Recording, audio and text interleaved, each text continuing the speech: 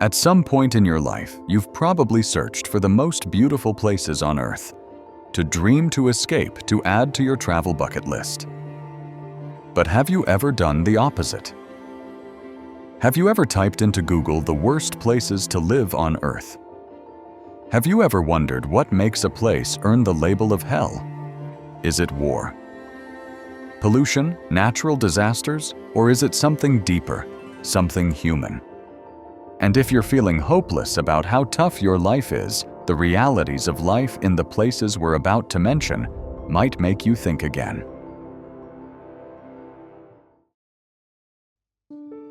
Number 1. Yakutsk, Russia. The scene you just saw is nothing unusual for the people of Yakutsk. Yakutsk, the capital of the Sakha Republic, is surrounded by over 1,200,000 square miles of frozen wilderness. It is known as the coldest city on Earth, and not without reason. While the short summer may briefly touch 85 degrees Fahrenheit, the winter stretches endlessly, with temperatures often sinking below -40. In the harshest recorded moment, the city endured a staggering -83 degrees. If you plan to go outside, make sure you're fully prepared and properly bundled up. Layer after layer of clothing from top to bottom. Jackets over jackets, pants over pants. Even your face needs to be carefully covered to keep the freezing air from creeping in and slicing through your skin like a blade. Locals speak of the pain that creeps into your fingers and toes within 5 minutes of exposure. At 20 minutes, exhaustion sets in, and even the strongest feel their strength giving way to the cold. Parents wrap their children tightly before school. Drivers sleep with their car engines running, terrified that the fuel might freeze before morning. Refrigerators serve no real purpose in Yakutsk, not because people reject modern convenience, but because the air itself is colder than any appliance built to preserve food. In local markets, vendors don't need ice. They simply lay their fish out on wooden tables, and the cold does the rest, locking every scale, every fin, every detail into perfect stillness. There's no hurry to sell before it spoils, because nothing defrosts unless brought indoors and carefully protected. The cold is relentless, predictable in its violence, and always waiting. This is not just winter, it is a kind of living deep freeze that defines life here. Yakutsk is consistently ranked among the least hospitable places to live on Earth, not due to poverty, conflict, or pollution, but because the environment itself wages a quiet war on the human body. When boiling water is thrown into the sky, it never touches the ground. It vaporizes instantly, transforming into a soft cloud of snow mid-air. Growing anything is nearly impossible. The Earth is locked in permafrost 12 months a year, leaving families dependent on imports, preserved goods, and traditional meats like horse reindeer and frozen fish. The land gives very little and demands everything in return. And still in this city, where the cold shapes every moment of life, where a single mistake outdoors can become a medical emergency, more than 300,000 people continue to live. Not because the conditions are reasonable or even survivable by most standards, but because they've adapted to an existence most of us would never dare to endure. Number 2. Dalom Ethiopia. If Yakutsk tests the limits of human endurance with its cutting, flesh-numbing cold, then Dalom stretches that limit in the opposite direction, burying the body and mind in an unbearable, suffocating heat that seems designed to drive life away. Located within the sunken Danakil Depression of northern Ethiopia, Dalom lies far from paved roads, trees, or shelter in a land so geologically violent that the earth itself hisses bubbles and smokes beneath your feet. Temperatures here average over 34 degrees Celsius throughout the year. In the hottest months, they surge past 46, baking the land from above, while volcanic heat radiates upward through the crust. Even in the so-called cooler season, midday temperatures climb beyond 113 degrees Fahrenheit, offering no real pause, no relief, and no night cool enough to recover what the day has taken away. The ground is coated in salt sulfur and minerals expelled by the planet's crust, forming landscapes that resemble alien worlds more than anything earthly. Pools of acid, the color of neon chemicals, pillars of salt rising from crusted flats and lakes so corrosive they measure below 0 on the pH scale. These features draw the curiosity of scientists and photographers, but they are also part of the daily reality for those who call Dalom home. A place where human life exists not in harmony with nature, but in defiance of it. For generations, the Afar people have mined salt in this unforgiving environment, carving slabs from the Earth's surface under a sun that never yields, then strapping the heavy loads onto camel caravans that travel for days across dry desert plains just to reach the nearest point of trade. There is no machinery, no protection from the heat, and no medical support when bodies collapse from dehydration or burn in silence under the sun. Water is almost non-existent. Crops cannot survive in the acidic soil, and food must be carried in from faraway towns, often at great expense. The air burns with salt and minerals, the land is sharp and unstable, and the sheer act of walking across it for hours each day wears down even the most resilient bodies. Despite every reason to leave, a small number of people remain, not because this is a place fit for human life, but because it is the only life available to them. And if you, as a traveler, ever find yourself drawn to Dalom in search of extreme beauty or thrill, the journey is possible, but be sure to speak to those who live here first and let them guide you. Because this is not just a landscape to explore, it is a place others must endure. Number 3. Accra Ghana. Ghana. What are those children fighting over? Not toys, not food, not even a place to hide from the scorching sun or the smoke that never clears. They're fighting over a half-burnt circuit board just pulled from a heap of smoldering ash. In Accra Ghana, everything has a price. A city within a city where machines go to die and where people come to survive no matter the cost. Tucked behind crumbling highways and rusted shipping yards on the western edge of Accra Ghana feels less like a neighborhood and more like a forgotten wound in the center of a growing city. What was once a stretch of marshy wetland has now become one of the world's largest electronic graveyards. A place where yesterday's technology comes to die and where today's poorest come to survive. Every morning, thousands of men and boys arrive to scavenge through the wreckage, hoping to find fragments of copper, brass, or aluminum to sell. With no safety gear, they climb barefoot over jagged metal and broken glass, smashing old machines apart, melting cables over fires lit with styrofoam and rubber. For many, this is the only work they've ever known and the only way to survive. But survival here comes at a cost. Prolonged exposure to the toxic fumes causes persistent chest pain, chronic headaches, and for women, complications in pregnancy that often go unspoken. Burns, infections, and untreated injuries are part of daily life, but rarely receive medical attention.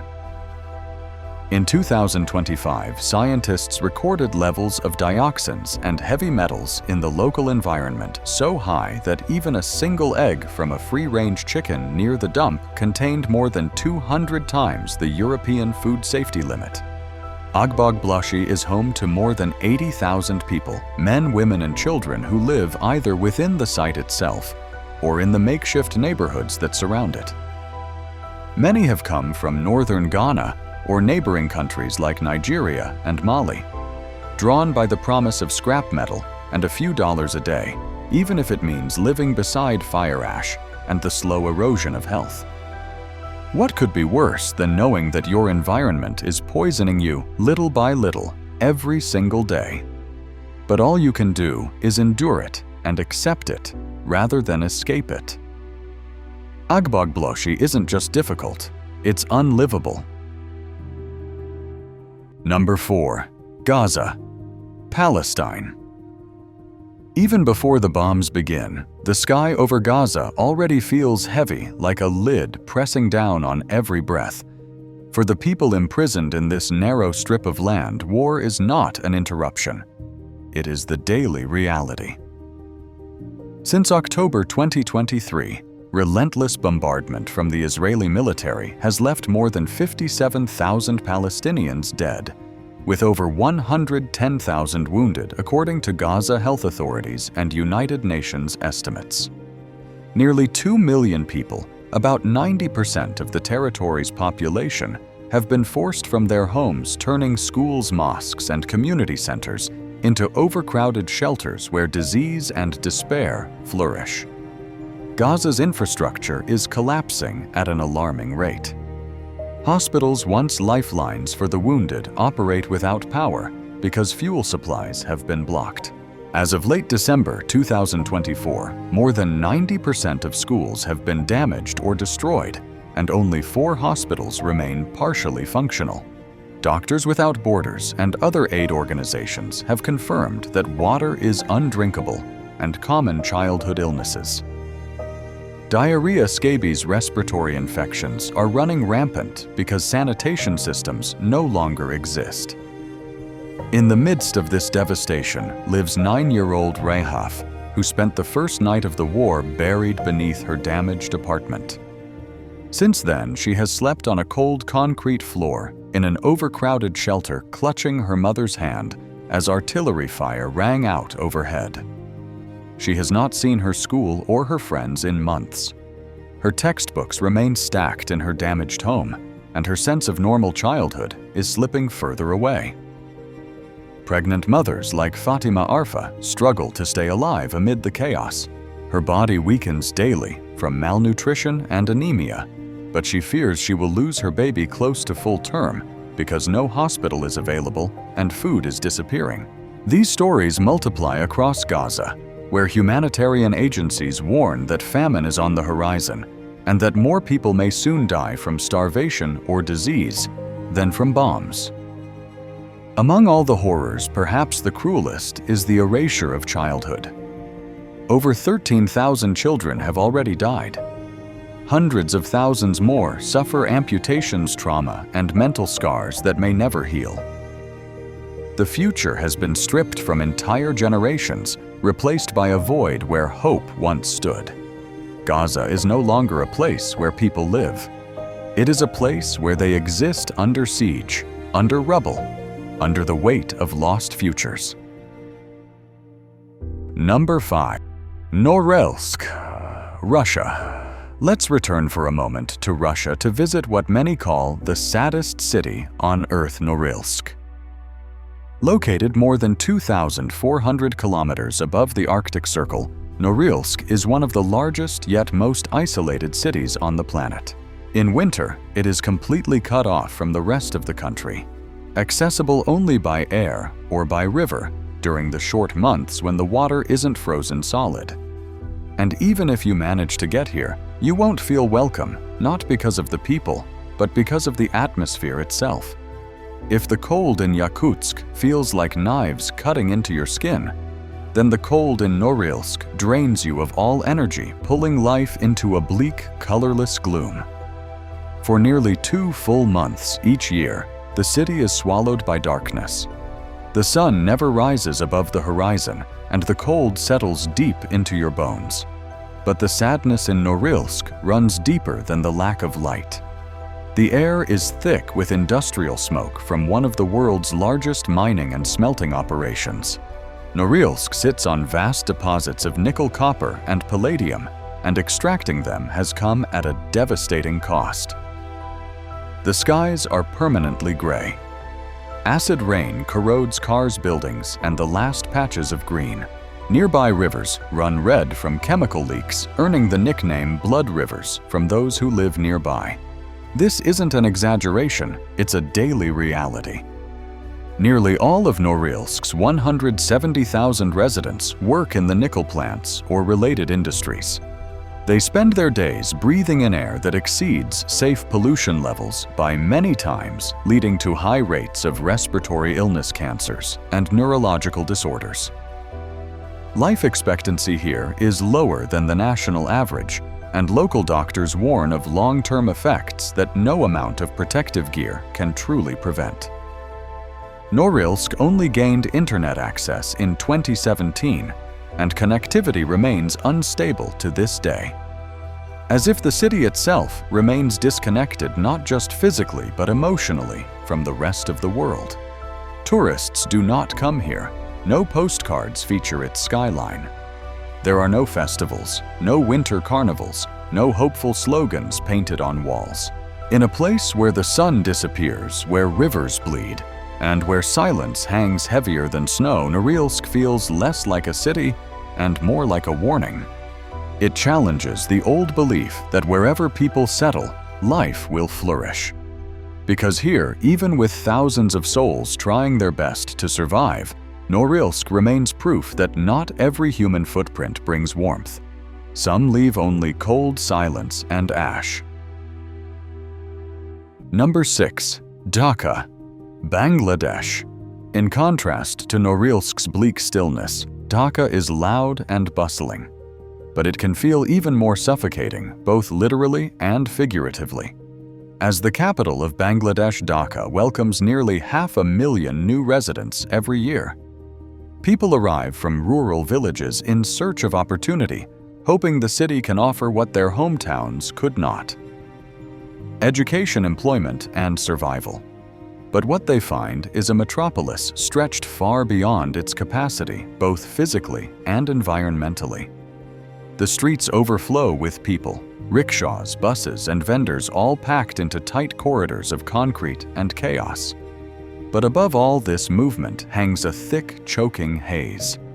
The air is dense with particulate matter, so much so that on many days the sun is barely visible through the smog. In 2025, Dhaka ranked among the top 5 most polluted cities in the world, with PM 2.5 levels more than 10 times higher than what the World Health Organization considers safe.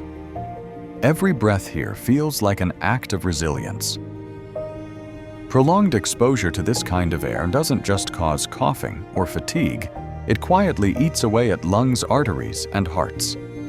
According to national health data, more than 70% of deaths in Bangladesh are now caused by non-communicable diseases like stroke, heart attack, and respiratory failure. Scientists have linked much of this to chronic air pollution and the physiological toll of constant stress in a city where noise, traffic, and overcrowding never pause. The rivers that once gave life to this region now carry its waste. The Buriganga River, once a vital artery, is now a black ribbon of industrial runoff garbage and untreated sewage. Children swim in it, and vendors wash vegetables in it. People drink from it because in many parts of Dhaka, there are no better options. At a glance, Dhaka may seem alive, bustling, colorful, always moving. But beneath the surface lies a different kind of struggle. One not marked by silence or isolation like Norilsk, but by the quiet violence of slow suffocation. A place where the air itself has become hostile, and where survival means learning how to inhale despair without letting it show. Even in motion, some cities feel like they are collapsing in place. Dhaka is one of them.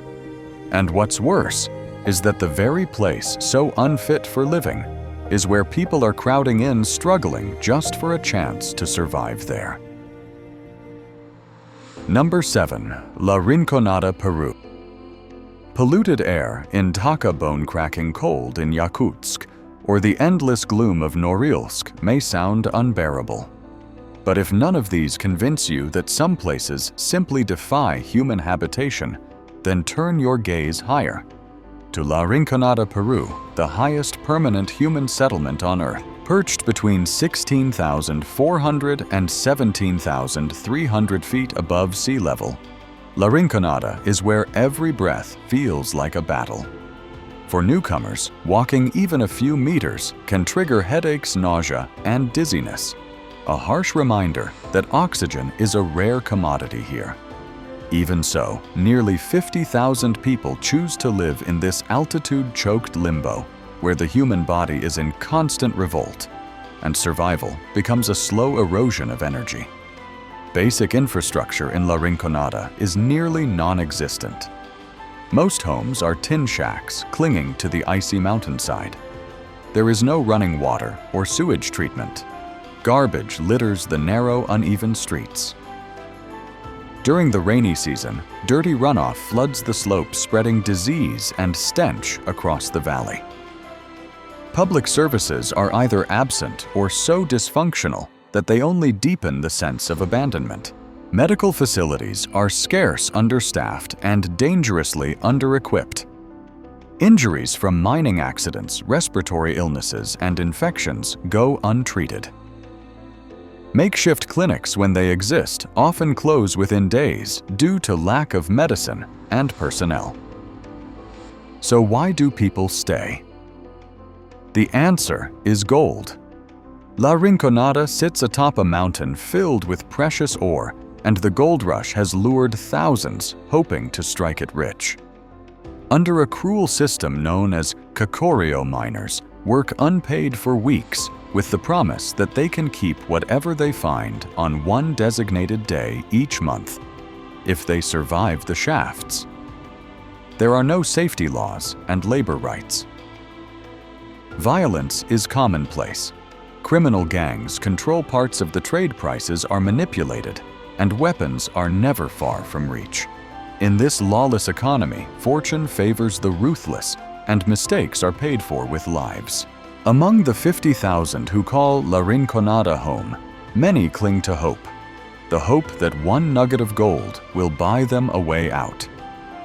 But more often than not, that dream dissolves into the frostbitten earth, buried under the weight of desperation. On the map of the world's worst places to live, Larinonada is more than an outlier. It is a testament to how far human beings will go and how much they will suffer, just for a glimmer of something that might shine. Ghana, number 8, Lagos, Nigeria. Sometimes the worst part isn't where you are, but knowing exactly when it will all disappear. Knowing that one day, perhaps sooner than you'd ever imagined, the streets you walk, the school your children attend, the roof above your head might vanish beneath the sea. This is the slow countdown of Lagos, Nigeria's coastal powerhouse, home to over 24 million people and one of the fastest growing cities in the world. From a distance, Lagos is chaotic and colorful, full of energy and ambition. But beneath the noise lies a haunting certainty: this city is sinking. From March through November, floods arrive like clockwork, drowning entire neighborhoods with rainwater and sewage. They shut down highways, fill homes to their ceilings, and force families to abandon what little they have. Residents are used to wading through waist-deep water to get to work, used to power outages, and to watching their walls crack with every storm. But this isn't just a seasonal crisis anymore, it's a permanent shift. In 2025, climate scientists at Climate Central reaffirmed that global sea levels are on track to rise by up to 2 meters by the end of this century. Lagos, barely 2 meters above current sea level, will not survive that rise. Whole districts, from the crowded slums to upscale business centers, are already showing signs of being swallowed from below. But it isn't just climate change that threatens the city. It's human neglect. Illegal sand mining has stripped away coastal defenses. Poorly planned urban development has paved over wetlands that once absorbed floods. And the city's aging drainage system, designed for a population a fraction of its current size, is hopelessly outmatched. Environmental expert Seyifunmi Adebote calls Lagos a sinking engine, a place driving national growth while slowly erasing itself. However, millions stay. not out of denial, but because they have nowhere else to go. Lagos teaches us a cruel truth.